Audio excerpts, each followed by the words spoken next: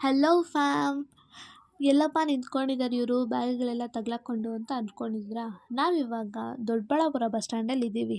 ಏನಕ್ಕಂದರೆ K R ಪುರಮಿಂದ Doddaballapura travel ಮಾಡೋಷ್ಟಕ್ಕೆ ಸಾಕು ಹೋಗಿತ್ತು. ಅದಕ್ಕೆ ಸ್ವಲ್ಪ ಕಬ್ನಲ್ಲಿ ಕುಡಿಯೋಣ, ರೆಸ್ಟ್ ಮಾಡೋಣ ಅಂತ ನಿಂತ್ಕೊಂಡಿದ್ವಿ. ಅಷ್ಟೇ ಅಜ್ಜಿ ಮನೆಗೆ ಹೋಗ್ಬೇಕಾಗಿತ್ತು. ಸೊ ಹೋಗೋವಾಗ ಹಂಗೆ ಅವರೇ ಚೆನ್ನಾಗಿರಲ್ಲ ಅಂತ ಏನಾದರೂ ತೊಗೊಂಡು ಹೋಗೋಣ ಅಂತ ನಿಂತ್ಕೊಂಡಿದ್ವಿ. ಬಸ್ ಅಂತೂ ಎಷ್ಟೊತ್ತಾದರೂ ಬರಲೇ ಇಲ್ಲ. ಒಂದು 50 to 40 ಮಿನಿಟ್ಸ್ ವೆಯ್ಟ್ ಮಾಡಿದ್ವಿ. ಆಮೇಲೆ ಯಾವುದೋ ಒಂದು ಬಸ್ ಬಂತಂತ ಹತ್ಕೊಂಡು ಬಂದ್ವಿ. ಅದೇ ಇನ್ನೇನು ಮಾಡೋಕ್ಕಾಗಲ್ಲ ಅಂತ.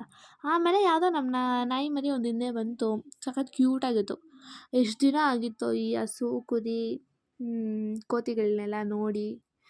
ಒಂದು ಅಂಕಲ್ ಸಿಕ್ಕಿದ್ರು ನಮಗೆ, ಮೂಗು ಜೀವಿಗಳಿಗೆಲ್ಲ ಹೆಲ್ಪ್ ಮಾಡ್ತಿದ್ರು. ಬೆಂಗಳೂರಲ್ಲಿ ಟ್ರಾಫಿಕ್ ನೋಡಿ ಈ ರೋಡ್ ನೋಡಿದ ತಕ್ಷಣ ಶಾಕ್ ಆಗೋದೆ ನಾನಂತೂ.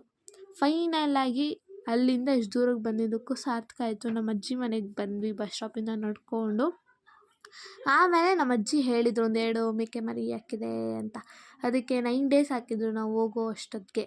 ಆಮೇಲೆ ತುಂಬ ದಿವಸ ಆಗಿತ್ತು ಗಾಡಿ ಓಡಿಸಿ. ಅದಕ್ಕೆ ತೋಟದ ಹತ್ರ ಹೋಗಿ ಹಂಗೆ ಒಂದು ರೌಂಡ್ ಹಾಕ್ಕೊಂಬರೋಣ ಅಂತ ಹೋಗಿ ಬರೋ ಅಷ್ಟೊತ್ತಿಗೆ 5:30 ಆಗೋಗಿತ್ತು. ಸೀನ್ರಿ ಅಂತೂ ಸಕ್ಕತ್ತಾಗಿತ್ತು. ಇನ್ನು ನೈಟ್ ತೋರಿಸ್ತೀನಿ ಬನ್ನಿ ನೋಡಿ. ನೈಟ್ ಅಂತೂ ಹಂಗೆ ನೋಡ್ಕೊಂಡು ಅಲ್ಲೇ ಮಲ್ಕೊಂಬಿಡೋಣ ಅಂತ ಅನಿಸ್ತಿತ್ತು. ಮಲ್ಕೊಂಡಿದ್ದೆ ಅಷ್ಟೊತ್ತಿಗೆ ದೇವ್ರು ಎತ್ಕೊಂಡ್ಬಂದರು ನಮ್ಮ ಅಜ್ಜಿ ಮನೆ ಹತ್ರ.